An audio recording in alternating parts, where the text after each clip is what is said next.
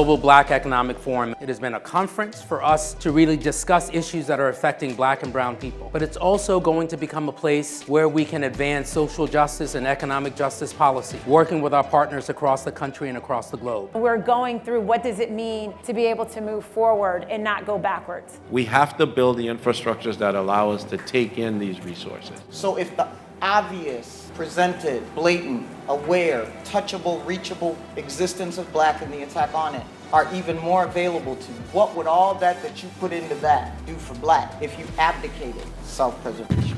We got to go back to history and understand how we got to where we are, because only when you understand that will we ever be able to face the truth with courage enough to actually do something about it.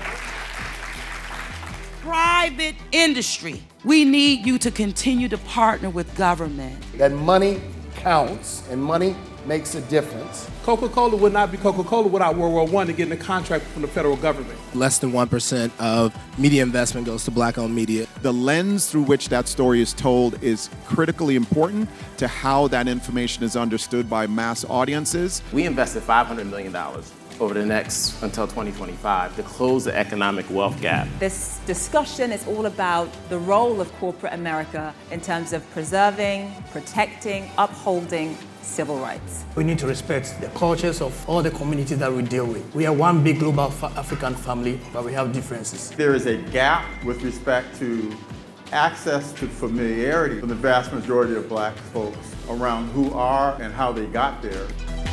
How can we ensure better alignment between those commitments and that investment and what we know is actually going to drive generational Black wealth? Post-George Floyd and post-COVID, with over 5 million new businesses being started, let's be clear, who started those businesses? Black women. Janice Bryant Halroy, a North Carolina A&T, a HBCU grad with a loan of a $900 loan from her mother for an idea, is now a $2.7 billion business. We are the fabric of this country. They will come for all of us, and it's time for us to really pull together. What can we do in the next decade to make sure we knock it out the park, have way different returns and results? It's also going to be a place where we can advance leadership for Black people in this country.